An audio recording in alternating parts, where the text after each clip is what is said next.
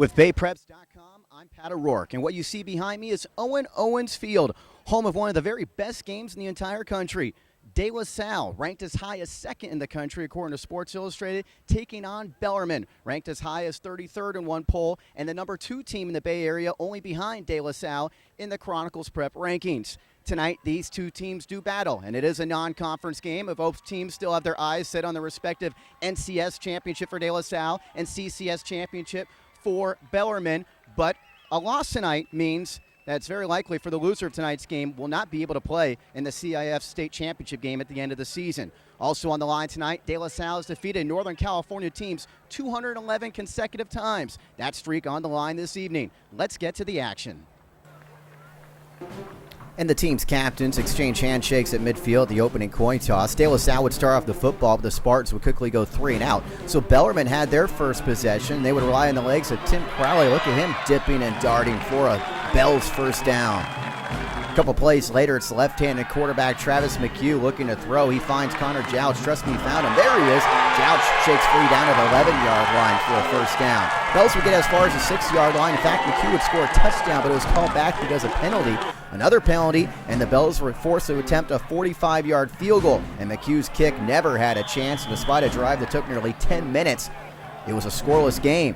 Spartans on their second possession rely on the arm of Bart Houston, who's headed for Wisconsin next fall, and the senior quarterback with an ill-advised pass deep down the field, intercepted by Greg Kenter. He would take it inside De La Salle territory, but the Bells again would fail to capitalize. They'd miss a 37-yard field goal this time. Next time with the football, Houston deflected, intercepted again. 2 straight passes he's picked off. This time it's Tim Crowley with the pick. Third time the Bells inside De La Salle territory.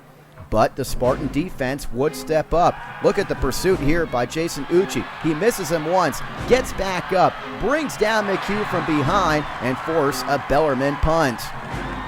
Next time the Spartans had the football, it's Houston looking to throw again. Look at this great pass. Along the sideline, he finds Anthony Williams for a first down. But Houston was still careless with the football, keeping it here, getting it taken away. Joe Gigantino comes away with the loose ball. He's going to skate free for a touchdown from 38 yards out for the linebacker, and that's how we have our first score of the night. The extra point made it 7-0 Bells, and that would be the story as we headed into the halftime locker room. As the De La Salle marching band played on at halftime, the Spartan team getting a talking to. In the first half, they were dominated in terms of time of possession. Spartans come out very pumped up for this second half, and it was De La Salle's defense that needed to step up and make some plays. As Crowley gets the carry on the sweep, he is chopped down in the Bellarmine backfield for a loss, forcing a Bells punt.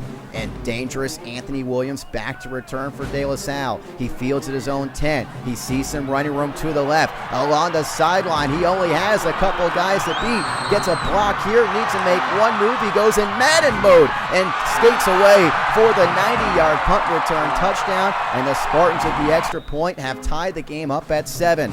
After a Bellarmine 3 and out, the Spartans would start at their own 20, and Houston would hand the ball off, and it's Dasmond Talatalatasi faking out the cameraman for an 11-yard gain. Next play, Houston looking to throw, and again he's looking over that left sideline. Look at this pass. That's going to make the folks in Madison happy if he does that next fall, as he finds Williams right in the breadbasket. 70-yard touchdown pass, and the Spartans, just like that, 2 big plays. They're up 14-7 after the extra point. That would be the score as we go to the fourth quarter. Bellarmine, starting at their own 20-yard line with 10:34 to go, would hand the ball off to Tim Crowley. And Crowley, there he is, fighting through defenders for a first down for Bellarmine. Later, a 4th and 1. McHugh calling his own number. He's never afraid of contact. He would get a first down to keep the Bellarmine drive alive. McHugh again would hand off to Crowley. Crowley this time gets inside Spartan territory, and he knows the momentum back swinging Bellarmine's direction right now. McHugh calls his own number once again, this time as he goes left, escapes an ankle tackle and falls forward for nearly a 10-yard gain. Bell's now down at the 15-yard line as McHugh in the Bellarmine huddle barking out instructions to his team. What number is he going to call here? Of course, he's going to keep it himself. He gets inside the 10, then the 5, ultimately tripped up down to the 2-yard line of De La Salle. That was the 14th play of the drive, which started way back at the Bellarmine 20-yard line. McHugh would go to the sideline to get the play, and guess who's keeping it again? The senior quarterback plows forward for the touchdown to make it 14-13. The Bells an extra point away from tying the game up. What a drive. 15 plays, 80 yards, took 8 minutes, 12 seconds, and with 2:20 to go, Bellarmine needs 1 point to tie the game at 14. Booting it through is Aaron Gamboa, and we are tied. The Spartan offense would stall on their next possession as Bob Ladouceur, the De La Salle head coach, talks to his assistants. Bellarmine would get another opportunity before the end of regulation with 7 seconds to go. It's Travis McHugh dropping back to throw, but he is pressured. He is hit as he throws, and it's intercepted by Summer Houston. Houston would try to run over the left side, but ultimately he's taken down through a sea of prep reporters. Trust me, he was taken down, and we head to overtime. Assistant coach Terry Edson talking to the De La Salle players along the sideline before we go to OT. The head coaches and the quarterbacks then meet at midfield for the coin toss. Bellarmine wins the toss, and of course, when you win the toss in overtime, you make the other team start off the football. After one play, De La Salle is at the 8. Of course, they start at the 10. They hand off to Tiepepe Vitali, and he skates free into the end zone for a touchdown to put the Spartans in front 20-14. Now the extra point try from Nathan Kuzbari to give De La Salle a 7-point advantage. Snap and hold, a good one, but the extra point sails wide to the left, and Bellarmine knows a touchdown and extra point, and they can win the game. From the 8-yard line, McHugh, great play fake. He's looking for the end zone. He's in, touchdown, and we're tied at 20. The Bells needing one extra point to pull off the big upset. It's Gamboa on to kick the extra point for the win. And he misses wide to the left. And we're going to another overtime as De La Salle escapes on that extra point miss. Now the Bells start off with the football, and the De La Salle defense with some penetration. Look at Justin Walker and the play he made in the Bellarmine backfield for a loss. Next play, it's Tim Crowley getting the carry for Bellarmine. And Crowley gets a couple of yards, but then he takes a big shot from Talatasi at the 10-yard line.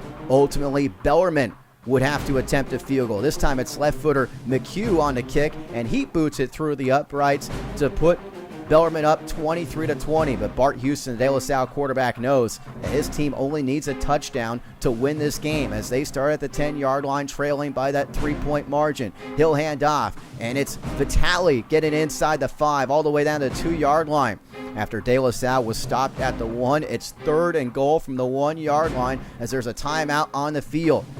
Both teams come back out, and it's quarterback Bart Houston plowing ahead for the score, and De La Salle wins 26-23. Houston, despite 3 turnovers tonight, makes the plays when it matters most, and De La Salle celebrates their Northern California win streak still intact, their hopes of playing in the CIF State Championship game still intact. They have now won 212 consecutive games against Northern California opponents. The last time a Northern California team beat them, Reagan Upshaw's Pittsburgh-led team nearly 20 years ago at the Oakland Coliseum. What a great night opening football between the top 2 teams in the Bay Area. This is Pat O'Rourke with BayPreps.com.